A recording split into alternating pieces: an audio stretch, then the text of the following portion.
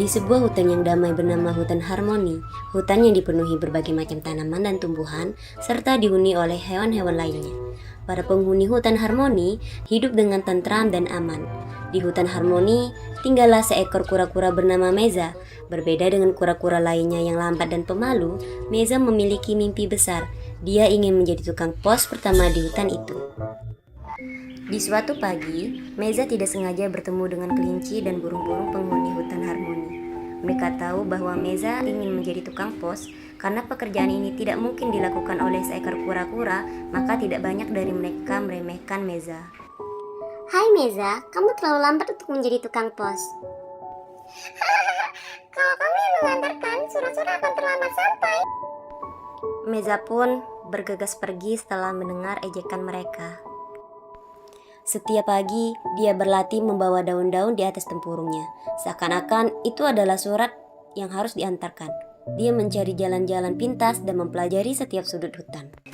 Suatu hari, badai besar melanda Hutan Harmoni. Angin kencang membuat burung-burung tidak bisa terbang. Hujan deras membuat kelinci-kelinci tidak bisa melompat cepat. Namun, Meza dengan tempurungnya yang kuat tetap bisa berjalan. Meza, maukah kamu membantu mengantarkan surat-surat hari ini? Tidak ada yang bisa mengantar dalam cuaca seperti ini. Iya Pak, saya akan melakukannya. Dengan semangat, Meza menerima tugas itu. Tempurungnya yang kuat melindungi surat-surat dari hujan. Kakinya yang pendek tapi kuat membantunya berjalan stabil di tanah yang licin. Waktu demi waktu berlalu, para penghuni hutan menerima surat mereka dengan takjub. Mereka melihat kegigihan Meza mengantarkan surat pada cuaca yang buruk.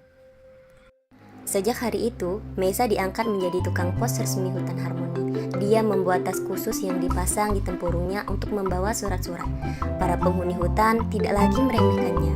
Mereka justru kagum dengan ketekunan dan kecerdikannya memanfaatkan apa yang dia miliki. Para penghuni hutan belajar bahwa yang terpenting bukanlah seberapa cepat kita sampai, tapi bagaimana kita tetap bergerak maju dan tidak menyerah pada mimpi kita.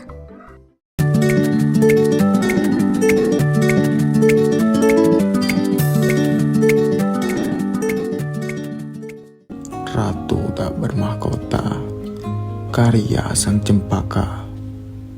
Mereka berkata bahwa tak ada yang lebih terang daripada matahari, dan tak ada lengkungan yang lebih indah daripada pelangi. Tapi sungguh, menurutku, omongan mereka ada benarnya, dan juga tak benar sama sekali.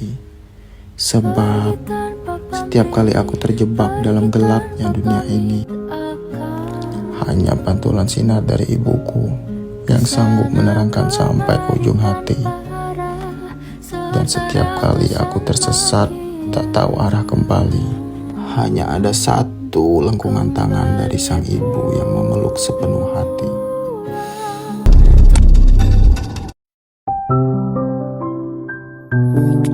Awal hari kembali seperti biasanya. Hanya angin dan nyanyian kota yang menyapa. Semua berjalan seadanya. Tak ada ucapan dari siapa-siapa. Mataku terbuka, lalu terbangun. Ku cuci muka, lalu sebentar melamun. Kenapa ragaku ada di sini? Akankah sampai nanti aku seperti ini? Sebenarnya anganku masih di rumah, berada di lingkungan yang paling ramah. Sahabat-sahabat gila berada di sekitarku, tertawa bersama sampai perut terasa kaku. Keluargaku dalam dekapan, saudara-saudaraku dalam jangkauan. Di sana kurang pun terasa lengkap, selalu terang tanpa setitik pun gelap. Namun aku sadar, hidupku tak boleh biasa. Aku harus menghadapi lelah yang sangat luar menghidupi keluarga, menggali nilai hidup dengan rapuhnya raga.